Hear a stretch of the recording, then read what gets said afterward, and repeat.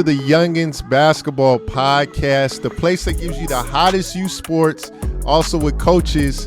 And speaking of coaches, we have our first coach on this episode, Trey Zeigler. Thank you for being on the show with us. Ray, I'll let you bring the intro in because I know that's your twin right here. So go ahead and give us the intro on Trey.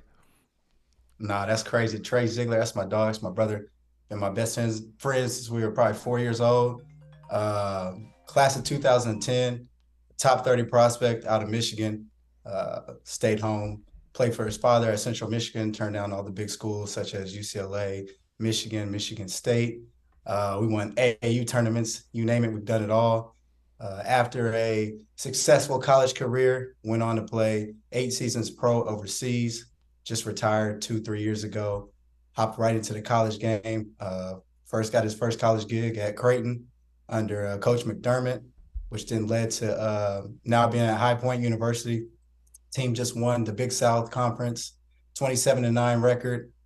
You looking at him in the office right now, got on the purple and got the big time facilities. And yeah, man, we are happy to have you on. And honestly, being our first coach, it's an honor to have you, man.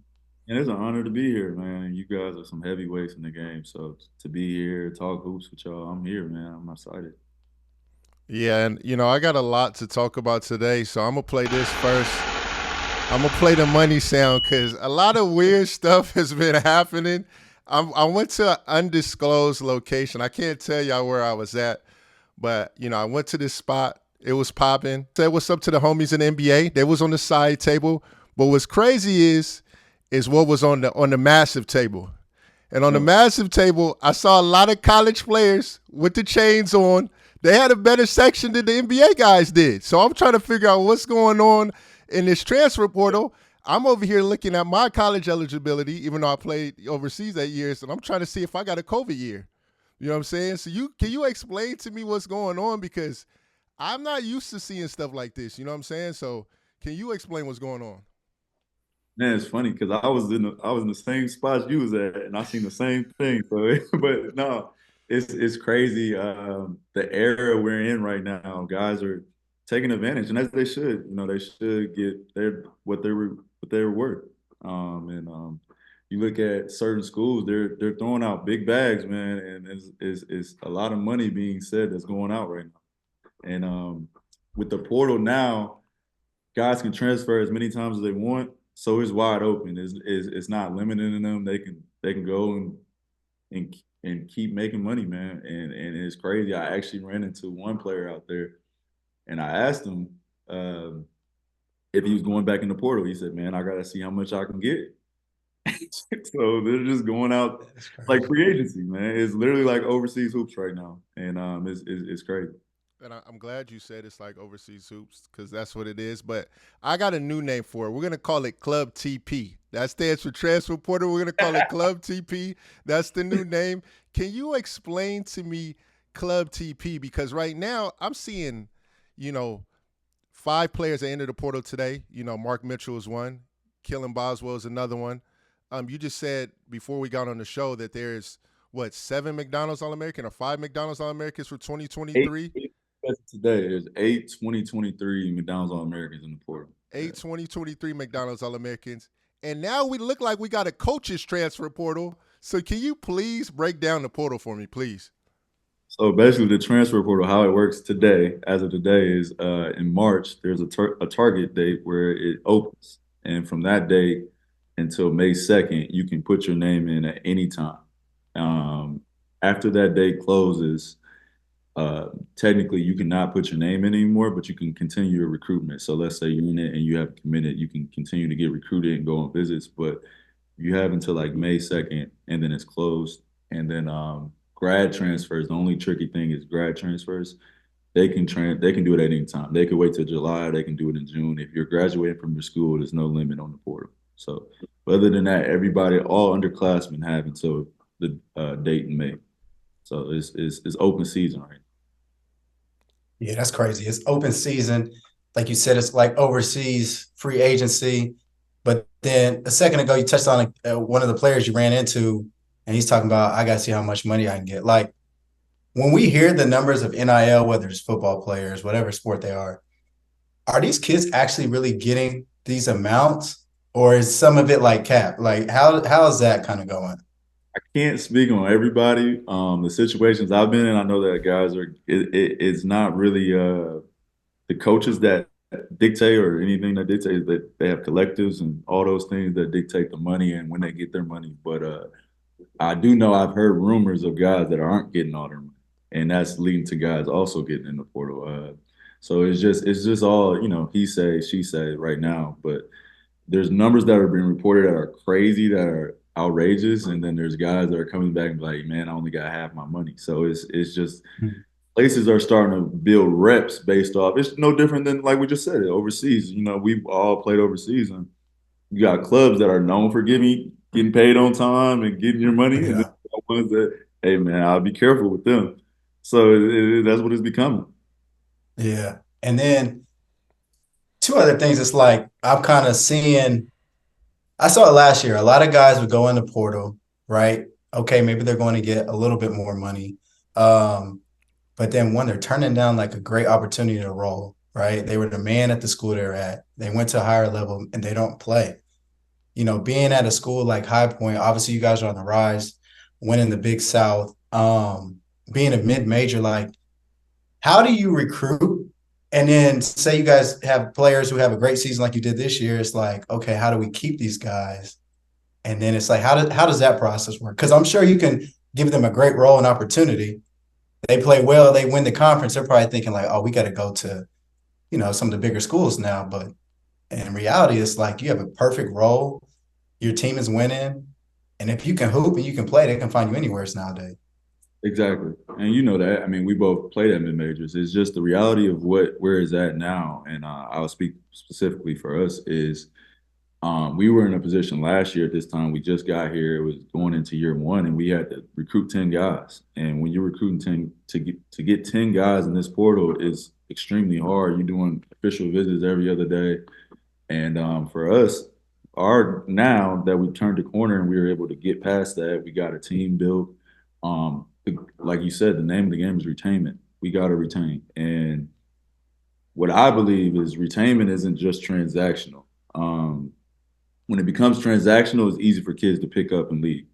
When kids feel like, okay, you promised me this amount of money and they don't have the relationships built in, it's easy for somebody to pick up and go. So my main deal as an assistant is building relationships, the development on the court, the development as young men. Like you got to pour into these kids and you got to develop those relationships. So now it's not just I'm leaving this school, I'm leaving this staff. Am I going to get that same love and poured into from different staffs? And that's really the separator. That's the only thing you have to separate because there's going to be other schools with more money. It's just the reality. Like you're never going to be the Yeah. high.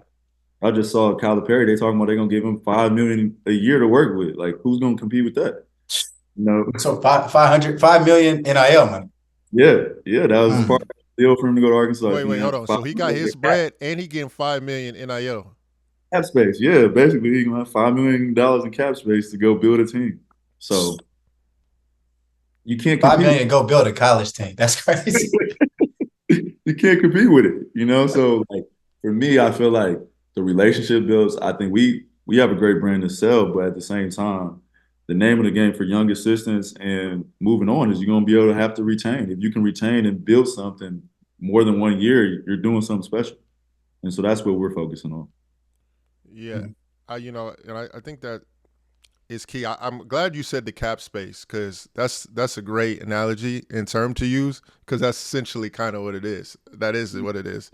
I gotta ask you about NIL and then transferring too, because back in the day, remember people used to get ridiculed for transferring 3 times, but now man, I heard about it. I was one of them. Yeah. that's what I'm saying. So like now, Yeah. like we talked about just a minute ago, it's kind of like overseas in a sense where it's like, do you get ridiculed because a guy transfers multiple times to get his bag up?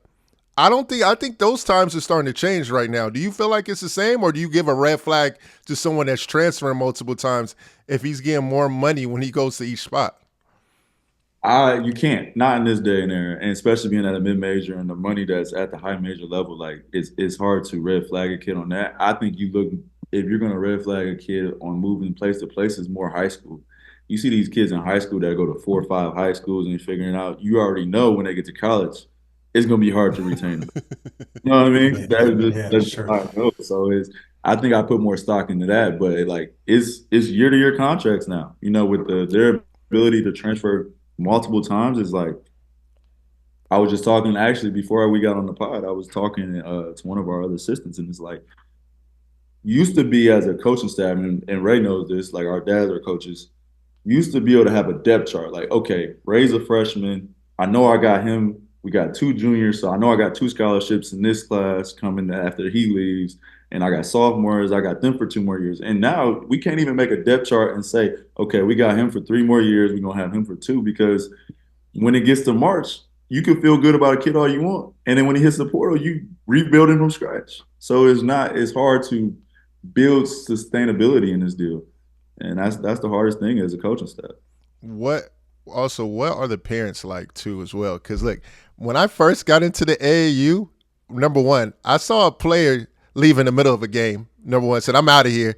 Basically, hit the transfer portal in AAU because they basically got that too, right? And then also on top of that, like you remember how it was back in the day when you used to get invited to the big time showcase or like USA. You like, man, I'm gonna do anything in my power to get there. Now people are like, yo, I need the homies taken care of. I need a couple flights for the shorties. Like, but now, like, how are the parents for you guys? I know they be making crazy demands now. Has it changed a little bit for you in terms of the recruiting? You can only imagine it's the same, man. And then you said another thing that scares us away is anybody that's leading with NIL, that's probably not for us. You know, you got to go. If that's your main topic, then it's probably not a good look because if you're all about money, it's hard to get guys to work. And it brings me to another point is like, you got guys that we got kids. These are 18, 19-year-old kids and making 6 figures, but then I got to chase you down and make you go to class. How does that work? You know, either you a pro or whatever. Are we kids? Are we pros? Yeah. And it's this gray area where you're dealing with their parents, but I'm giving you X amount of money to be a pro.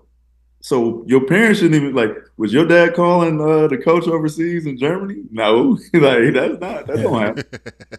Yeah, Yeah, for facts, sure. facts. Now I can drop the bomb on that too, for sure. For sure. You know what's crazy? Because we got to talk. So Trey's dad, Ernie Ziegler, longtime successful college basketball coach, now at Nebraska, coming off an NCAA tournament appearance. Growing up when we were kids, Trey's dad was coaching with Ben Howland at UCLA, right? And I remember all the historical teams y'all had, and they were going to the Final Four, and you name it. Your dad coached all those guys. Like I feel like when we were younger, just seeing my dad was at some good schools as well. It's like school like UCLA, you're gonna get the best kids in California, right? You're gonna get the best kids in the West Coast. They're coming to play because it's UCLA. It's like now, and your dad's still, doing it at a high level, and he's in the Big Ten. I think they're in the Big Ten, right? Nebraska's Big Ten. Like, what are some things that when you guys talk, like as two coaches now, father son, like what he's telling you, like back in the day, would never be like this to compare to now. Because at UCLA, he can go out and get the best players. Now at Nebraska, it's the same, still high level, but it's like it's all about the bread. It's not really like I'm getting the best guys in my area nowadays. So, like, what are some things he said to you about it?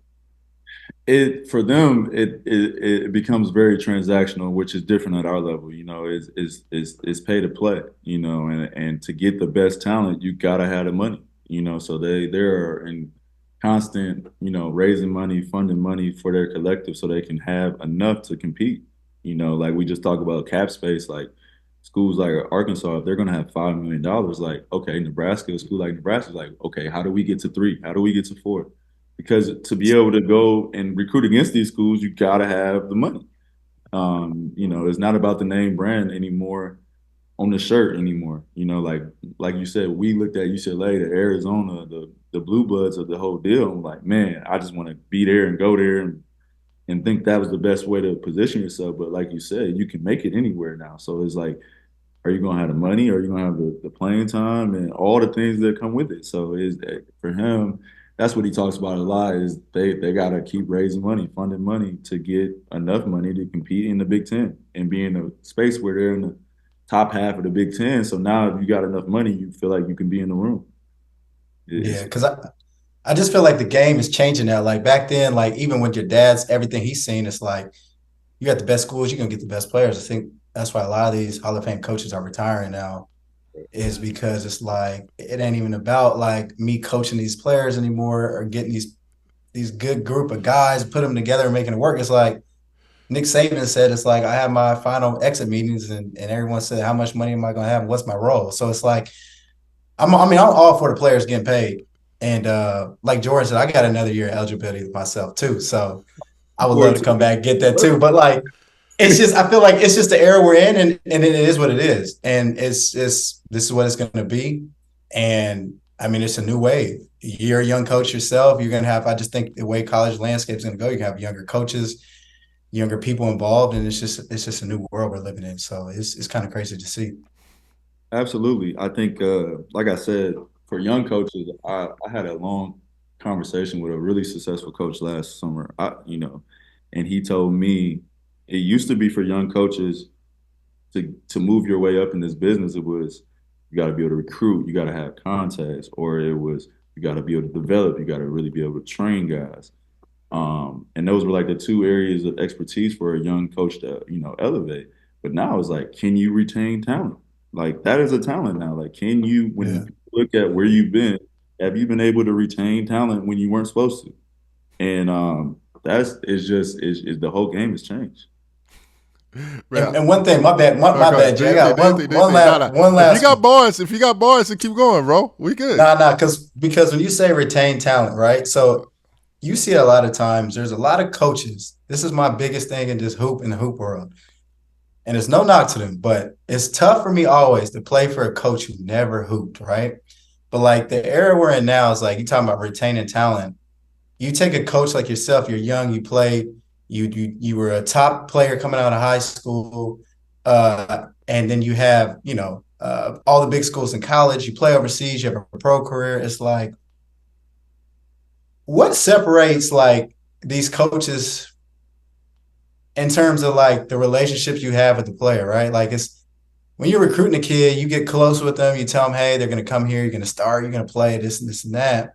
And then you see a lot of times these guys are being told they're going to start, they're going to have this role, and then they go to school and it doesn't happen. And then they go in the portal and it's like a recycling factor years on and years on. Like you've been in the coaching now a couple of years. Like, how do you think younger coaches who are watching this can be successful? They get in the game and like, yeah, I'm still your coach. We have a relationship, but it's not like you can't cross the line where we're just like too cool.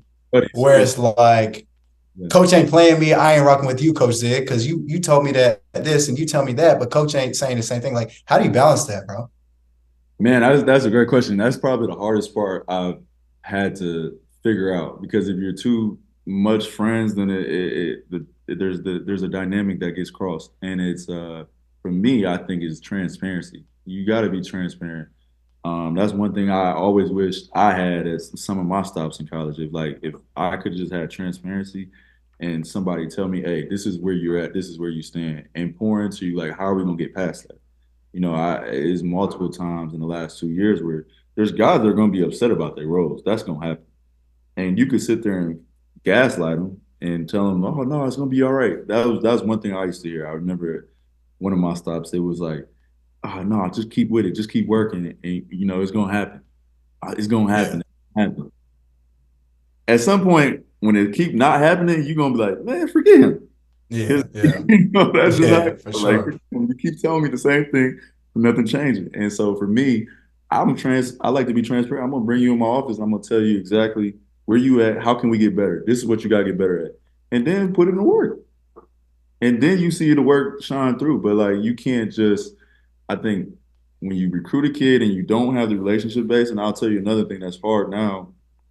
When we got recruited, the same coaches recruited us for 3 years straight, right? Like the Yeah, coach yeah, on UCLA, you have relationships that went way past what we have now. I told you the dates of the portal, so you're really getting to know a kid the middle of March, and then you're trying to get him to commit within a week or two. So you don't even really know this kid. So it's yeah, not the relationships are different. We kind of experienced that at Creighton, and I'll say him because he won't mind it. Baylor Sharman that's at Creighton, like we kind of talked about it. He was like, man. I committed here, and then like I don't feel like I know anybody yet. I was like, well, you only had a month to make a decision on where you was going. Yeah, You that's know, true. so you Yeah. picked a school you didn't really know nobody. And so it takes time, especially with this portal now, to get the chance to get to know the kids that you get because you didn't have 2 years to recruit him. It's literally 3 weeks, and he's probably committed. So it's a whole different dynamic. Yeah. They online shopping, Jay. I'm done, Jay. Go ahead, man. Nah, first off, when you said how the older coaches are like, "Yo, I'm out of here," this is the first thing I thought about. What? Bro, what are you talking about, man? You talking about the money? I'm out. I'm out. Y'all tripping. I'm out of here.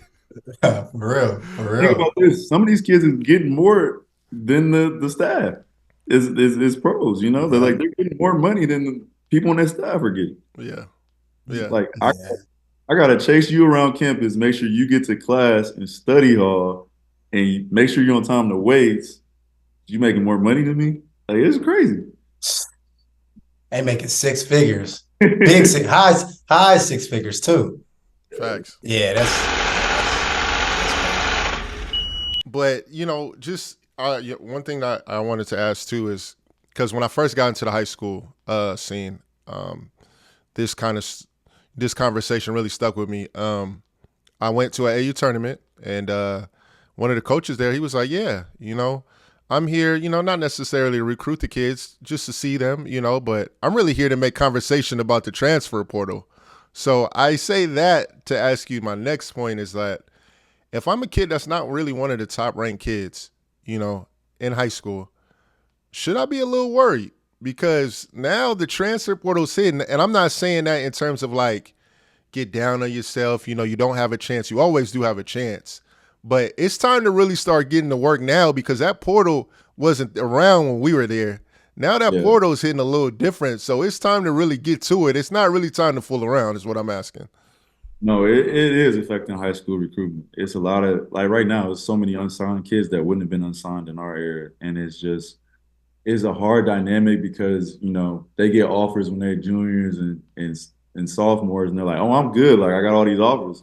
But they don't understand. Yeah, that offer is good for now, but as soon as this portal opens in March, it gets a little dicey if you wait. So it's a dynamic that it really is affecting high school recruitment. Even for us, like you think about us last spring, we're getting 10 kids as a new staff. And as they kind of changed the open periods this year to be better for that.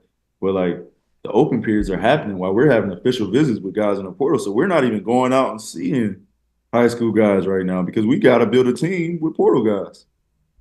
So it's a dynamic that, it just lowers it. If you're not a top 100 guy, a lot of guys are going, unseen or going JUCO or got to go D2, and it changes their whole road, their whole road to success.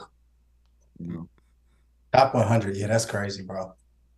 And you think about it, like there was a stat, and then I'll tell you another thing that happened. COVID really hurt it because it's so much harder for these younger kids with all these older COVID kids. You got to think they're playing grown men. They're 24-year-olds. And this upcoming season will be the last year of the COVID kids, and then it'll be back to normal. But there will still be guys, 5th-year, 6th-year guys playing this upcoming season. And so when you're an incoming freshman and your body's not ready, or you're still learning, and you're playing against a guy that's been at 3 schools and this is 6th year in college, you trying to win a spot against is damn near impossible. You could be more talented, but he's a grown man, and that's what's really hurting these freshmen. And these freshmen are picking up, and a lot of those top 100 guys or 4-star guys are going places, and they're sitting on the bench and they have no stats, and they're hitting the portal and they're coming back to schools like us, and then they're able to show what they can do. And now it's like, okay, now let me go back. So that's what's happening. Yeah. Yeah, that's crazy. Mike, when you look at the portal, right, is there some guys, being at High Point, dealing with the success you've had, you've also, been at Creighton too. Is there ever a time where you look at a porter and you like, oh yeah, no, we can't afford this kid? Like already off the rip. Absolutely. So you already got a tier of payment where you like, oh yeah, nah, that kid gonna be a little too much. Yeah, you gonna go in and try to fight the battle until you hear what he's talking about. Okay, And that's what I'm saying. Like, do you still go ahead and like, let me throw a little shot in the dark. Let me see yeah, if we got a exactly. chance. Yeah, absolutely. You gotta shoot every shot. You know what I mean? Facts. Okay. Miss every shot you don't take. So you gonna take some shots that probably go unanswered, but it is where is that now? There's guys that are in tiers of money that is like, all right, I can't even because we know how much money we're thinking we're gonna raise, but we don't even know exactly what we have. It's all collectives, it's boosters. So it's not like well, per the rules, we can't lead with money. Like I can't tell you I got 300,000 for you if you come here. But if I look at the schools you got, I can guess, okay, they're talking this kind of business. That's probably out of our range. You know what I mean? So that's kind of how it goes, man. You can't it's some schools out there that got it that you like, man, if you're going against them, you might as well just go ahead and let him go. See, Take your L and keep it moving. I need you. I know it's a different case for every school, but every person I hear talk about NIL, it's no less than 150K, bro. Is this cap? It gotta be cap because, bro, everything I'm hearing is minimum 150K, and I'm talking about this is small schools. The big boy schools, I'm hearing 500 all the time. It's always crazy figures, and it don't have to be a set figure, but are kids getting less than that, bro? Like honestly, in some cases. Don't let that fool you. There's kids that are getting way less than that. Okay, bro. I'm like, bro, all I hear is 100 and up. I'm like, that's the problem because now when you're talking to like we're in a process where we've been able to retain most of our guys, and well, hopefully if we make it to May, but as of now, we feel like we're in a good spot, Yeah. and knowing that is like you're going against these other schools for these guys, and it's like if it's money based, you're going against for us. It's like okay, let's get pieces. We got our core back. Let's go get pieces. And you look at D2 guys, or you're looking at guys that maybe need an opportunity. And like I remember, I'm on the phone, I'm talking to this coach, and he's like, he brought up money, and this is a D2 player now. He said, "Yeah, I think his market is around 75,000." And I said, "Well, good luck, cause like, what am I giving you $75,000 for? You haven't even proven you can do it at the Division One level." People are getting delusional now. And it's so hard to talk because anybody that leads with money it's hard to have conversations with them. We know everybody has collectives. The schools that are able to have NIL, like you have a collective and boosters raise money. We do events to raise money, and that's how the kids get paid. It's not like I'm Coach Zeigler and I got 10K. That's not how it's working. Like we can't operate like that. We don't know exactly what's in there, but we have a rough estimate of what's being donated, and that's it. Yeah. Ray, you got some? And then I'll go after if you got some. No, I mean, it's everything he's been saying is, it's crazy just to think that all of us at one point we went to school and, we were all we would get rent money, you know what I'm saying, for the apartment if you had that or whatever. And it was barely enough to eat, right, Trey? I mean, it was crazy to now just hearing you talking about 150 and 500,000 and people from D2 expecting $75,000, like that's chump change. That's just crazy to hear that this is the reality of it. It's just crazy. Let me ask you this.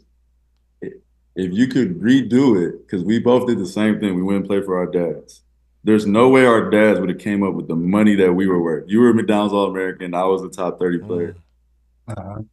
Do you still go to Detroit if somebody's offering you $500,000? It's crazy. Jordan asked me something similar like this the other day. Yeah, ask him the spicy questions. You know what I'm saying? You know what I think I would have done? And I'm sure you probably could have done the same because first of all, a lot of people, Trey and I, we was about to go to school together. We had UCLA, Arizona.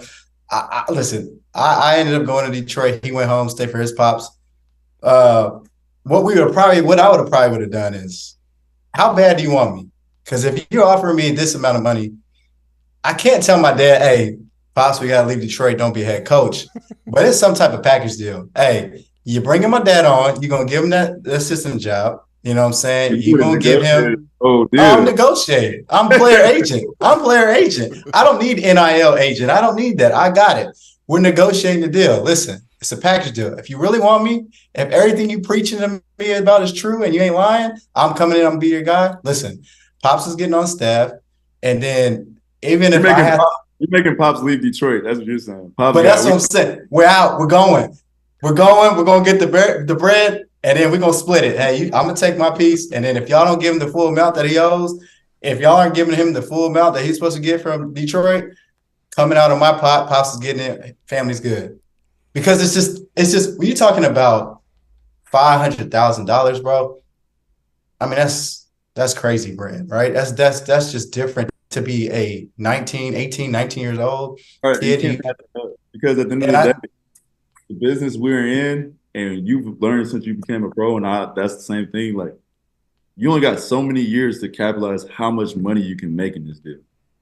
yeah. Like you don't get to play basketball forever. So like if somebody's gonna tell me at 18 I can make $600,000, I can't just turn that down just because. Yeah, yes.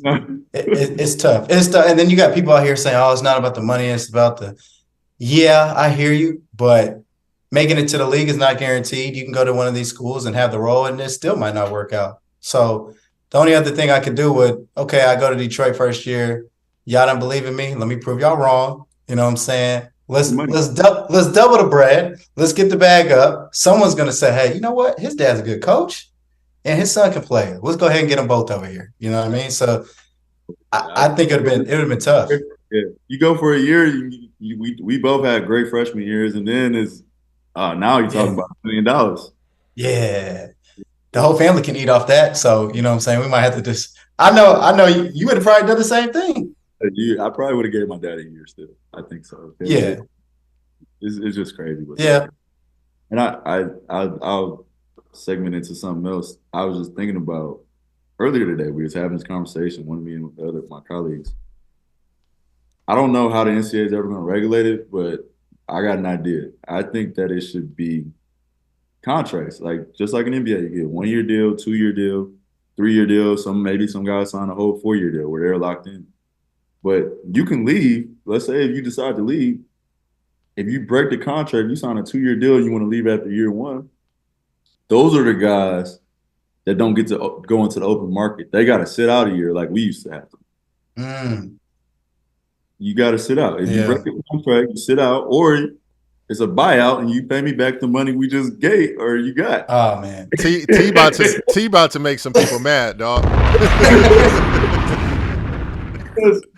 He giving them ideas, huh? Yeah, T giving them ideas. He's like, people, the players is like, no, I thought you were the players, bro. That's what people gonna be saying to you, dog. I am, but at some point as a coach, like, man, my life is hard right now. Every March to May, I'm sweating bullets trying to keep a team or build a team, and it's like, you're telling me we got to do this as a coaching staff every spring? Like, that's a lot, man. And like I said, if you get back to the depth charts, like when we were there, like I knew, hey, Jordan's a sophomore.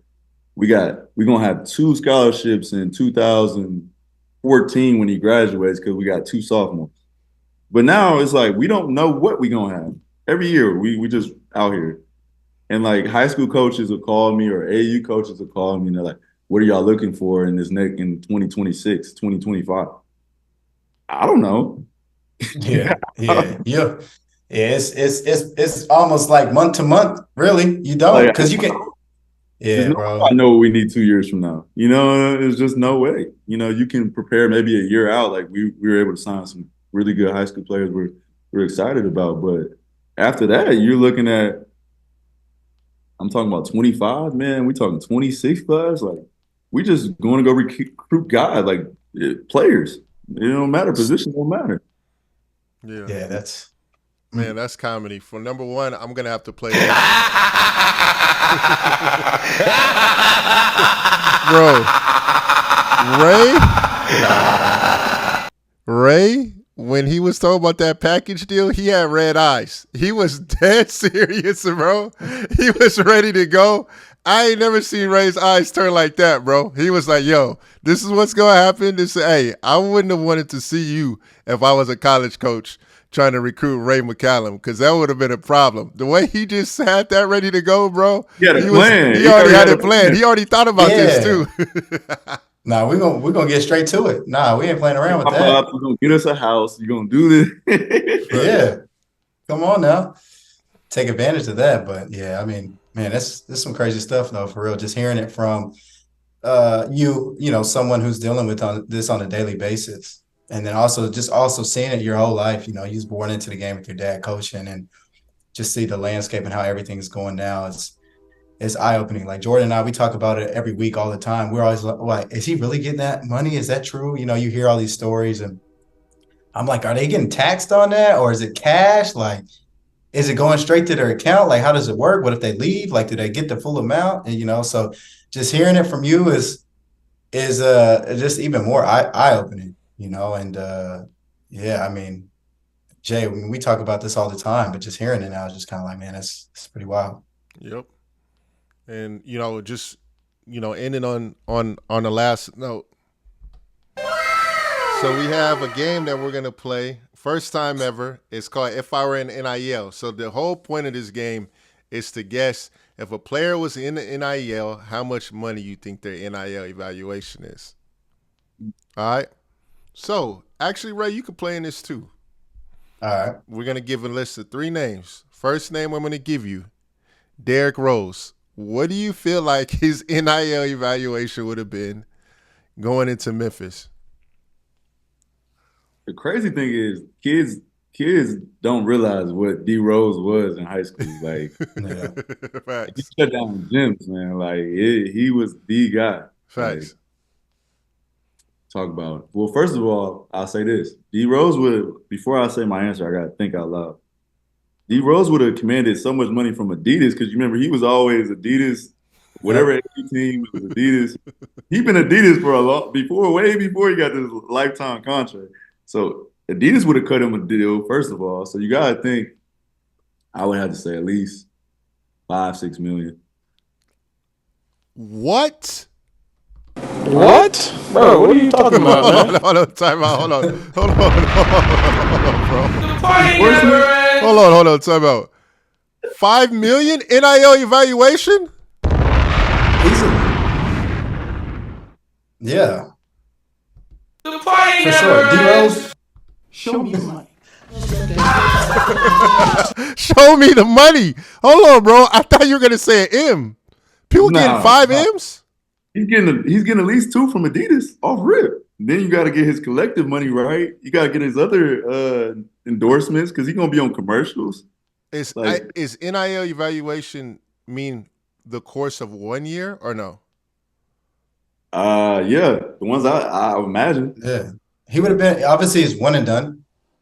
He's going to be a top 1, 2, or 3 pick. What pick was he in the draft that year? Ooh. Number 1. So everybody knew if he didn't have to go to college, he was going to go straight to the league. So if you're any of these, like you said, Adidas, any major shoe company, I don't know if he was with Gatorade, probably Powerade or whatever, all the other stuff he had, like, they're throwing crazy bread because they're just locking him in for the future. He's the number 1 pick. And then, like you said, you can be on the commercials and everything. Look at Caitlin Clark. She got State Farm, Gatorade. Like, D Rose would have had all that. All that and more. And we're talking about what? How many years ago was this? 14, 15 years ago? 08. He was 08 or 07. So it's like, and social media wasn't even booming like that. So to get 5 million back then is like probably like in this era, like 10 million. If you kind of look at the social media aspect, but yeah, his would have been out of control. Not a lot of guys would have been able to compete with Derrick Rose though, because Derrick Rose was in a whole different category. Yeah, I would say. Honestly, we're probably shorting. He's probably would have got more than that. Honestly. Yeah, because to be real with you, bro, I'm not gonna be surprised like that. Adidas could have came in and gave him 25 mil off the top. That could have cut the check. He's given like a humble answer. I mean, but you just don't know what's actually what they're able to do. But yeah. All right, I'm gonna go one more. We ain't gonna go 3, well, because we're gonna have T a few times, so I ain't gonna go crazy. All right, so last one, Adam Morrison. What do you feel like his NIL evaluation would have been? See, that's 4-year a good. guy. Was it 3 year or 4 year? 4 year, right? Did he play 4? Gonzaga. Did he come out after his junior year? I can't remember, but I will say this: his would have grown as he got older. Like he wouldn't have. He would have came in. He was like a 3-star. He was like, I remember looking. He was like ranked like 400 in the country. Like he would have got nothing. He would have just been happy with the scholarship. But around year 3, when Gonzaga Mark Few had to keep him, Yeah. Yeah. yeah, it would have been tough. Yeah. He would probably got, I would say, going into that last year, whether it was his junior or senior year, he would have been worth $1 million for sure. 7-figure. Yeah. Yeah, that's crazy. But yeah, you got to think about it. I don't want to put race in anything, but he was one of the coldest white hoopers ever, especially at that time. And He rocked number 3 with the tall T under there. Kids He did. today, definitely, He had the pro club on. He definitely had the pro club too. big pro club. You know, like just off that, let alone he could have got to deal with the T-shirt. Because that wasn't no Nike shirt under there, under that Gonzaga jersey. I forgot. And he was a big time trash talker, like one elite. Yeah. Had the trash. mustache, everything, Yeah. you know. So He was and then swagging. Gonzaga was popping. Yeah, he would have definitely walked out of college with 7 figures. Like all these guys you're naming for sure. D Rose would have been off the charts just off the fact because it's NBA stuff. But Adam Morrison being like a college guy. It would have took him time, but then he would have got the commercials going in the NCAA tournament, all that. Yeah. Like, it's big money being thrown around in these commercials. Please believe that. It's some money. Because you got to look at it. This guy's now getting 7 figures that aren't going to make it to the NBA. That's the crazy part. There's a couple guys in college right now making making $1 million and a little bit more that will never touch the NBA. No knock to them, but it's just like, so you take an Adam Morrison and some of these guys who kind of changed college basketball and like really left their imprint. And they were doing this while they were still like growing. You know what I mean? These guys are getting this money after 1 year. You know, you got to think about it. Like he would have walked out with a lot for sure. I'm going to leave y'all with this last nugget. Think about the guys that are getting $1 million or getting 500, 600,000 that's averaging 4 or 5 points at schools and how it's going to change the landscape of overseas basketball because those guys don't understand. You average 4 points, you can make all this money. You still going to go overseas and play for $3,000 a month to work your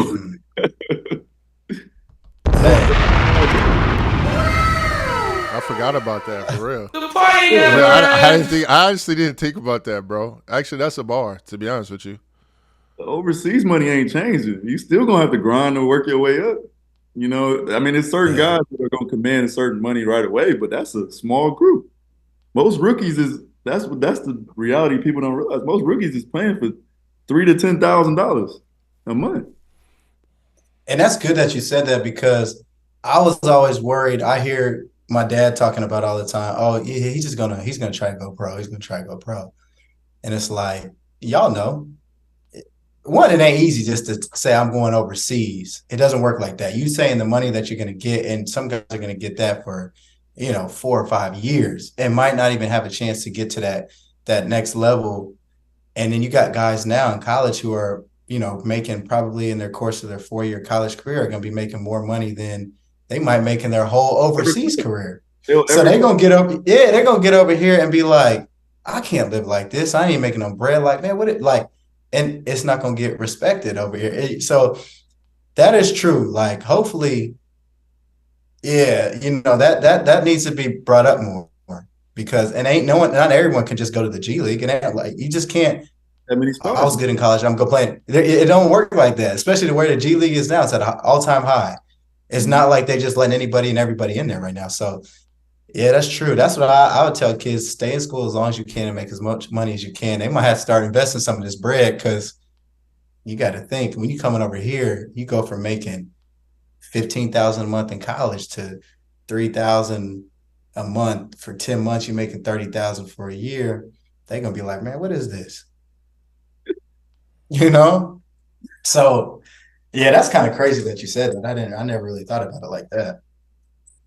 Yeah, man, it's crazy. It's just it changed the whole landscape of basketball. Not even college basketball overseas. Like, I'm not making $15,000 a month in college, even if I average 5, 6 points on a good team, and I'm getting paid that. and then I gotta come bust my butt to make a team and practice twice a day overseas and somewhere in Europe, Eastern Europe. We all know how Eastern Europe is, and make 3,500. Oh, I'm like, all right, I'm out. I'm going home. Yeah. Damn. That's So crazy. what it really changes is the level of players that those jobs are going to be able to get.